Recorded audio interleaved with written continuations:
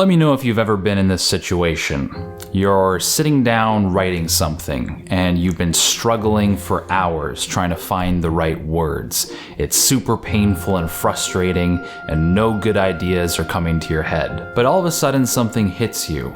The right words magically seem to just come to you. It's like you've been mining in a cold, dark cave for days, and you finally struck gold. Or maybe you're playing around on the piano trying to improvise something, and you're not really coming up with anything good, but then all of a sudden you try something new, and you somehow pull off a brilliant new melody. It's like genius struck for a brief moment and then faded from existence. Moments like these seem to fall upon us kind of randomly and without warning. While we're in them, it's almost euphoric. Things kind of click together and start making sense. Like the pieces to a giant complex puzzle are starting to snap themselves together. But most of the time, this just isn't how things go. Practicing an instrument is usually tedious and boring. Writing is difficult. But as we're trudging through these activities, we remember those brief bouts of brilliance, and we hope that this time when we're participating in our craft, it can be like that one time when things just clicked. Although they may seem like it, these little flashes of brilliance aren't just random and nonsensical. They're a window through which we can catch a glimpse of our potential. It's like a little preview of the power which we all possess inside of us. A power that makes this elusive state of brilliance and creativity into a consistent and replicable reality. And if we're able to fully develop this power, it can give us a greater command over ourselves, over others, and over the world around us. This power is called mastery. Now, when most people think of the word mastery, they think of somebody who's really good at something. Beethoven was a master composer and musician, and most people would say that Martin Scorsese is a master filmmaker. But mastery is a lot more than just being really good at something, because the master has such a thorough understanding of his craft that it becomes like an extension of himself. It becomes a language they can use to influence and inspire other people in a way that seems almost magical. A masterpiece of literature can bring us to tears of joy or tears of bitter sadness. And a master painting can cause us to reflect on the fleeting nature of time or the nature of our very existence. It's as if the master, through their expertise, has access to something like the heart of life. But a lot of people disqualify themselves from ever achieving mastery in whatever their craft is. You know, if you're a normal person like you or me, we tend to think that we're incapable of achieving mastery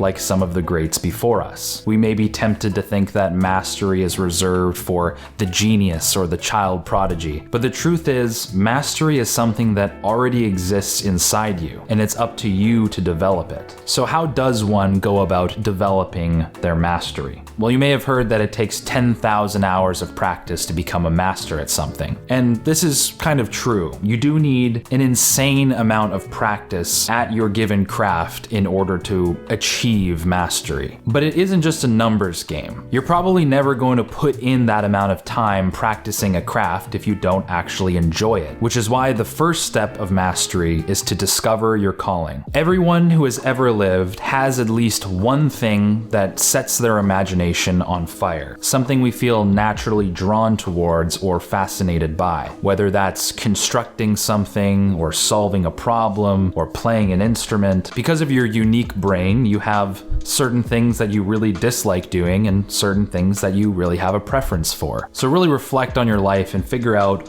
where your passions lie. If you really like doing something and you feel an importance while doing it, then that's an indication that you can potentially become a master in this thing. But passion alone won't get you far. The second step on the road to mastery is to eliminate the ego.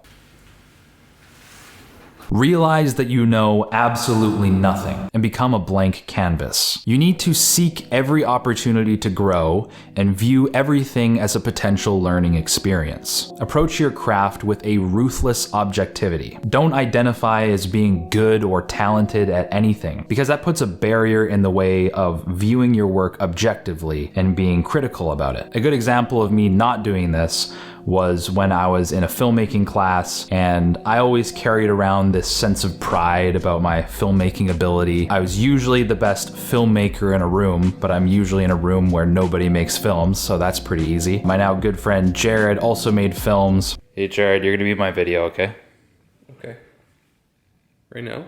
Before I knew him really well, he would present his work to the class, and it was pretty good, and I would feel threatened by this because I'm supposed to be a good filmmaker, and for some reason, his work being good was a threat to that. It doesn't make any sense, but that's because the ego is involved. You need to eliminate the need to be the best artist in the room, or the best at your craft, or the best athlete, because when you're trying to learn as much as possible, none of that matters. If you can eliminate the ego, then you can view the work of your peers and figure out what they're doing better than you are, and then you can apply that to your own work. It also allows you to look at your own work with a ruthless objectivity as well and scrutinize it more.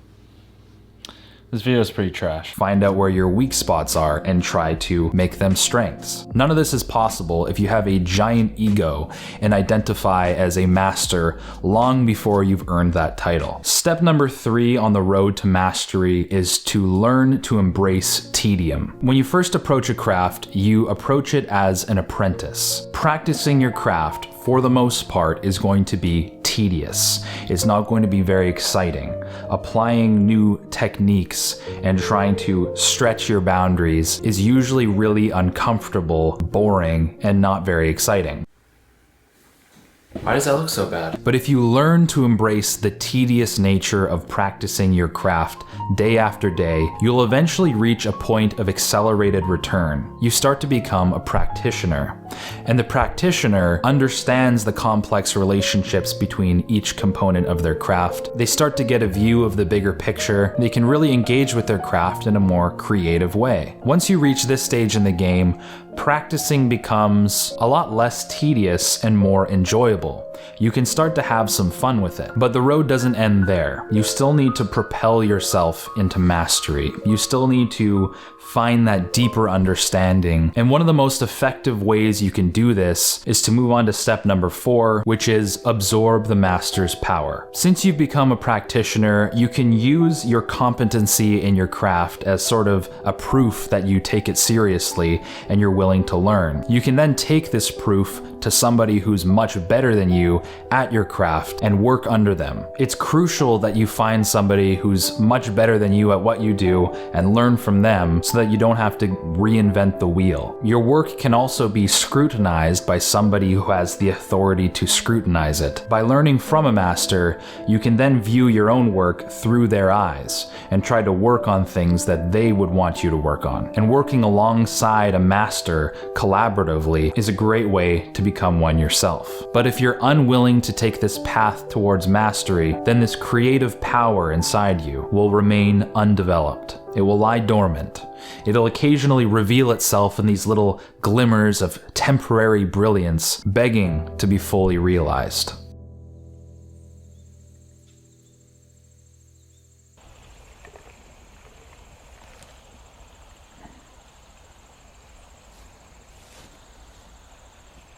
In case it wasn't already clear, this entire video was based off of the book Mastery by Robert Greene, and it's one of my favorite books I've read this year, and I'd highly recommend checking out the audiobook version of Mastery using today's video sponsor Audible, because that's exactly how I read the book. I really like it when Audible sponsors my videos because they're super easy to recommend. I probably listen to more audiobooks than I read physical books nowadays. Audiobooks are great for listening to good literature when you're on the go, if you're working out, going for a run. If you're doing something monotonous that doesn't take much thought, you might as well be expanding your mind in the process. Not only does Audible have the largest selection of audiobooks on the entire internet, but every single month you can download one audiobook for free, regardless of cost, as well as 2 Audible originals. So to sign up for your free 30-day trial, click the link in the description, visit audible.com/betterideas, or text Better Ideas to 500-500. And one of my favorite things about Audible, what am I doing with my hands? If you cancel your subscription, you still keep your entire library of books. Once again, click the link in the description or text Better Ideas to 500-500 to start your free 30-day trial and have a good time. So this video took me a long time to make, mostly because it just took me a long time to write. I wrote probably 8,000 words about mastery because it's such a rich book. But I wrote a lot of things and they weren't necessarily all connected in this nice through line. So it was really hard for me to try to figure out how to distill such a rich book packed with information into a under 10-minute video. But hopefully you can find something useful out of it. But if you like this video, make sure to hit like, because when you hit like, the algorithm does fancy things and it helps my face show up on your homepage, and it really helps spread the channel. If you're lurking here, consider subscribing and hitting the bell icon so that you don't miss future videos. I'm having a Q&A really soon on my second channel. I'll put the link in the description to that. Should be a lot of fun. Other than that, that's all for today. Thanks a lot for watching, and we'll catch you in the next video.